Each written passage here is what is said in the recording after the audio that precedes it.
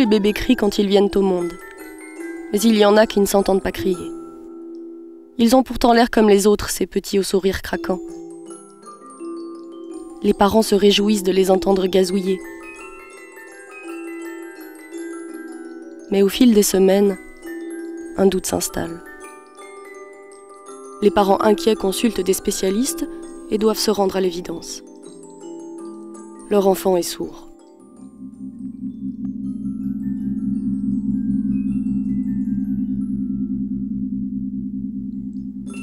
Comment communiquer avec cet enfant? Parviendra-t-il à se faire entendre? Pourra-t-il aller à l'école? Trouver sa place dans la société? Il vit dans le royaume du silence.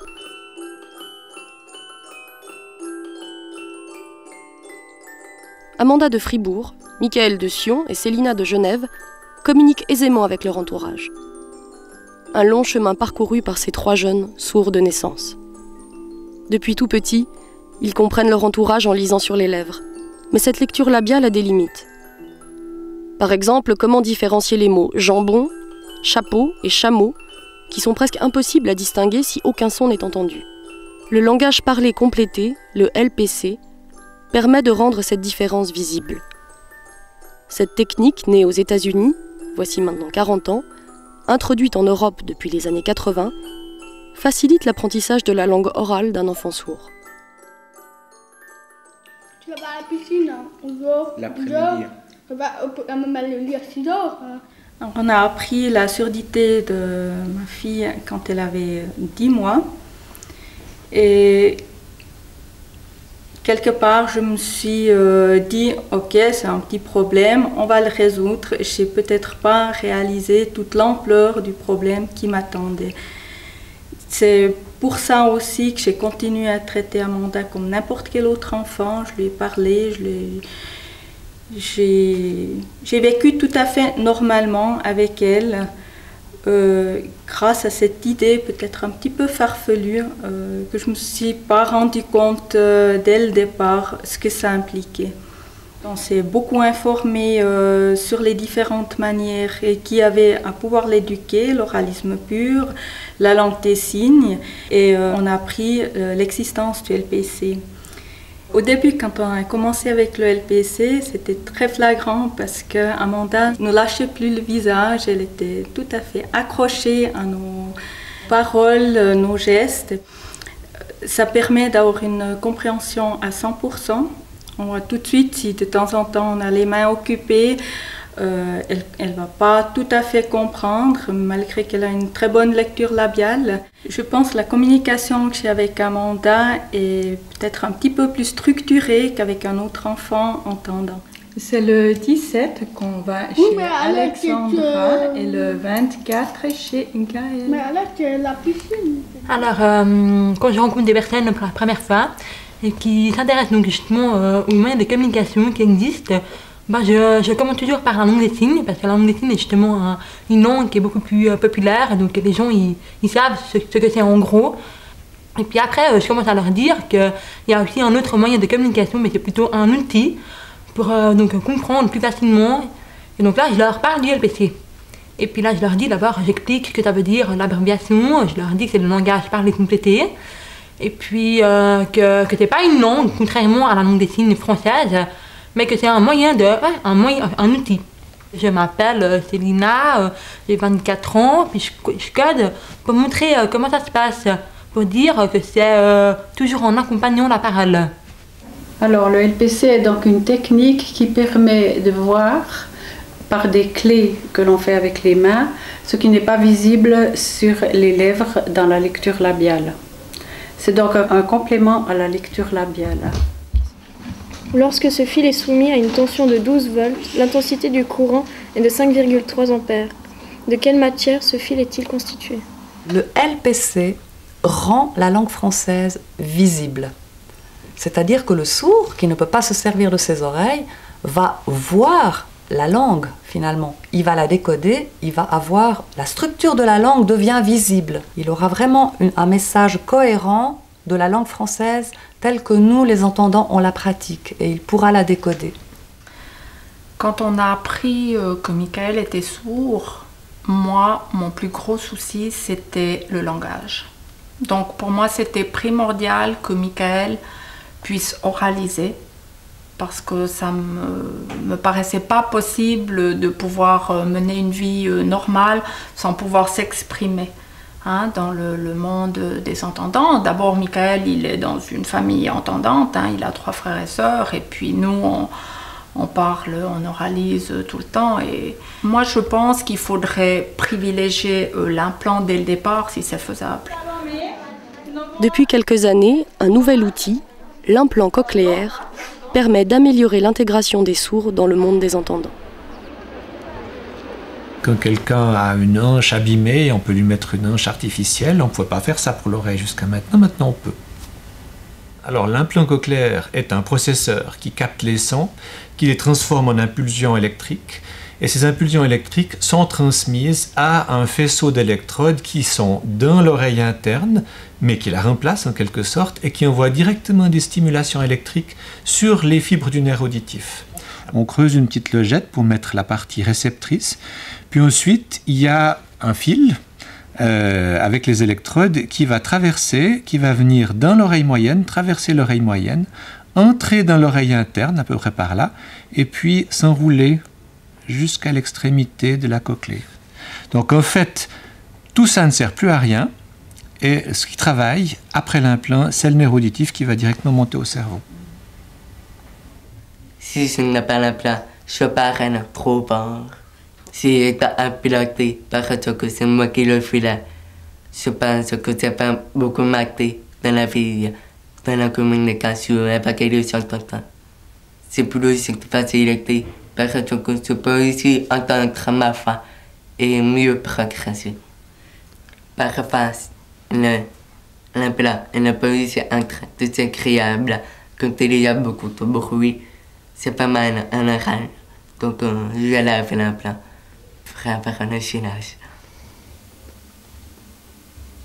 Ce qu'il faut dire aussi peut-être dans ce qui a changé avec l'implant cochléaire, c'est que un implant c'est destiné à faire entendre. Par conséquent, si on implante son enfant, inévitablement la prise en charge après va être une prise en charge oraliste, parce que sinon ça serait totalement paradoxal de mettre un implant. Donc pour le parent d'aujourd'hui, j'imagine qu'au moment où il entend implantation, il comprend réparation. Et la surdité ne peut pas se réparer. On peut corriger la surdité. Et je pense qu'aujourd'hui, l'implant est une solution fantastique pour corriger la surdité. Et il sera périodiquement sourd. Ce qui m'inquiète, c'est le fait qu'on oublie que ce sont des enfants sourds et qu'on oublie leur cheminement au niveau langagier. À Paris, un service d'accompagnement familial et d'éducation précoce, Caudalie, a introduit le LPC en milieu scolaire.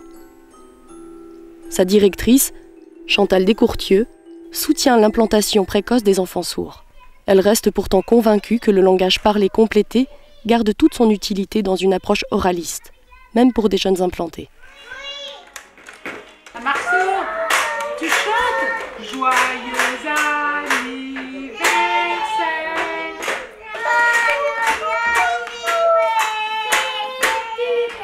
C'est Marceau qui chante. Moi, je pense que si les parents font le choix de l'implant pour leur enfant, c'est qu'ils souhaitent que leur enfant parle. Donc, ça veut dire, c'est un choix de la langue orale. Moi, je dois donner les bonbons à Mathéo. Et demain, mercredi, qu'est-ce que tu fais? Je vais à la gym et après, moi, je vais chez Mathéo. Avec David, qu'on a pris en charge très tôt, parce que le diagnostic a été fait très tôt, donc tout de suite, on a essayé de développer cette communication multiglobale, on a utilisé des petits gestes, on a toujours oralisé. Tu ne vas pas tomber. Bravo David, on recommence. Voilà pourquoi on met du LPC très tôt, pour aider la perception et auditive et visuelle, puisque je mets du LPC. Je mets un implant très tôt parce que je renforce la voix auditive pour tout ce qui est au niveau de la phonologie. Si vous voulez, honnêtement, ça va de soi. Ça va de soi. Je crois qu'il faut être ambitieux par rapport à son enfant. Oui, bah oui, attends. Voilà. On se repose. Moi aussi. Voilà. Moi, je vais vous dire, ce qui me paraît très intéressant avec l'implant, c'est qu'on peut se donner comme challenge que ces enfants aient le niveau de langue des enfants entendants. En 5e année primaire, dans le village fribourgeois d'Arc-en-Ciel, Amanda, 11 ans, est aujourd'hui complètement intégrée. Monique Mazur l'accompagne durant une partie de ses cours. Elle est codeuse interprète LPC, un métier dont la formation dure aujourd'hui 2 ans et qui est reconnu par l'AI. Bien, bonjour à tous. Bonjour. Vous allez bien? Bien, vous m'avez parlé des dieux grecs et puis vous m'en avez cité. Moi, j'utilise toujours la main droite pour transmettre les propos de l'enseignante et la main gauche pour transmettre les propos des élèves. Circus placate. Placate, l'affiche. Quand je code dans une langue étrangère, par exemple en allemand, il arrive que la maîtresse passe de l'allemand au français. Donc à ce moment-là, moi je passe aussi de l'allemand au français. Ça n'est pas un problème pour l'élève qui s'adapte bien facilement d'une langue à l'autre langue. Tout comme les élèves entendants s'adaptent aussi. Tu as pas un hamster? Oui, mais tu n'étais pas au courant qu'il était mort. Ah ouais, c'est vrai, il s'appelait comment? Noisette. Il avait une ronde boule comme ça, mais il n'avait pas de nourriture dedans, il n'avait pas trop de téteux. Après ma maman, une fois, elle l'a amené chez le vétérinaire, puis le vétérinaire lui avait fait 2 coucous, parce que la première ça suffisait pas pour la dernière.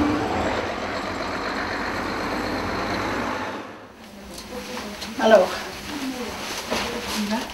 la logopédie est nécessaire, je dirais indispensable pour l'enfant sourd, pour qu'il puisse apprendre à parler comme un autre enfant, parce que même s'il porte des appareils très tôt, il n'aura quand même jamais une audition comparable à celle d'un entendant. Donc il faudra adapter son écoute et donner des aides visuelles ou manuelles à l'enfant pour qu'il puisse développer son langage. Pour ça, le LPC est très très précieux.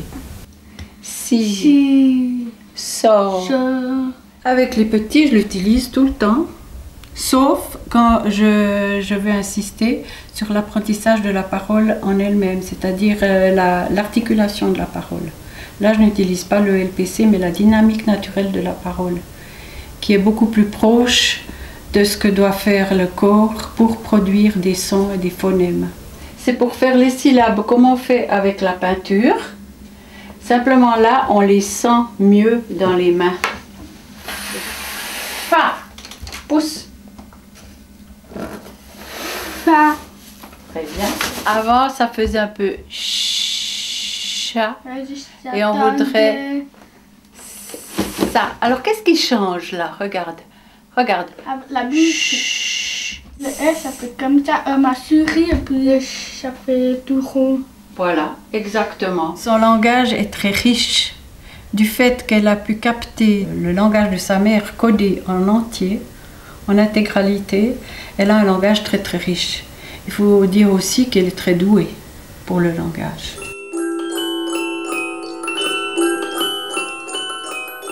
Sa surdité profonde n'a pas empêché Célina de faire des études en sport et en lettres à l'Université de Genève.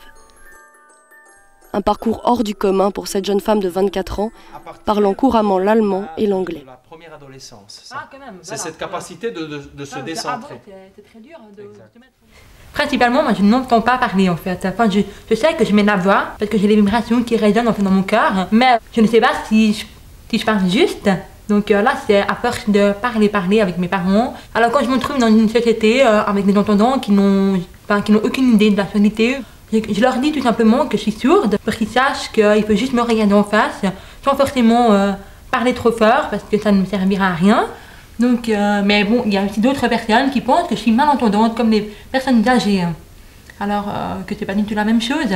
Je leur dis, eux, ils te demanderont de parler plus fort pour t'entendre plus facilement. Mais moi, si vous me parlez, si vous me criez dessus, ça ne changera rien. Michael, 16 ans, en apprentissage de dessinateur en électricité, suit des cours au centre de formation professionnelle de Sion.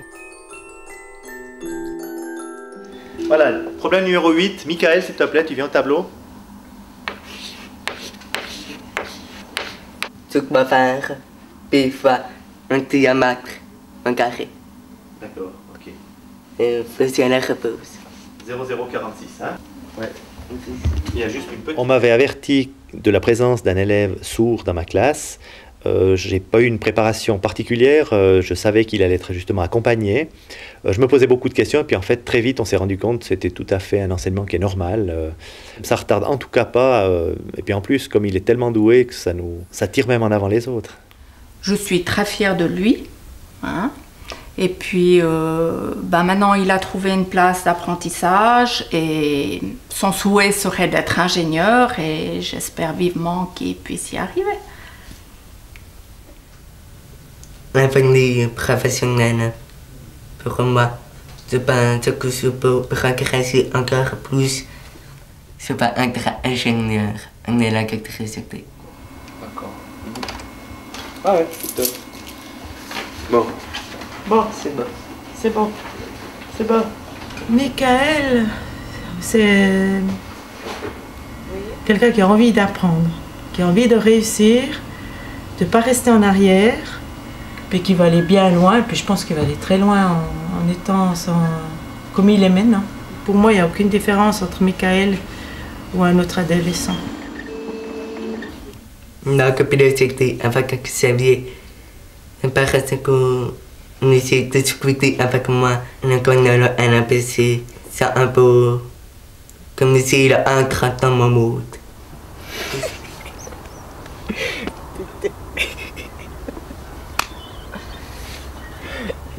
Mon rêve, c'est de pouvoir communiquer facilement avec tous les autres tant que je peux.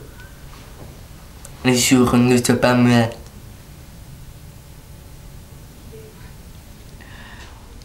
Il faut bien croire que c'est un lourd travail en fait, qui a été fait. Peut-être qu'on ne le voit pas, parce que j'ai toujours été une fille gaie, en fait, qui était toujours joyeuse, qui voulait toujours être partout, qui voulait toujours faire tout à la fois. Il est clair qu'à la maison, j'ai passé des heures et des heures à travailler, à voir ce que j'ai manqué à l'école. Et tout ça, en fait, ça a été grâce à ma maman. Maintenant, peut-être qu'elle n'est plus là, mais maintenant, en fait, je pense qu'elle me voit toujours d'en haut. Et puis, j'espère toujours... j'espère toujours qu'elle sera fière de moi, même si je fais des erreurs, et qu'elle continuera à me voir jusqu'à la fin. Moi, j'aurais envie de dire à ma fille que c'était des fois assez tendu, mais que finalement, c'était une période très très riche.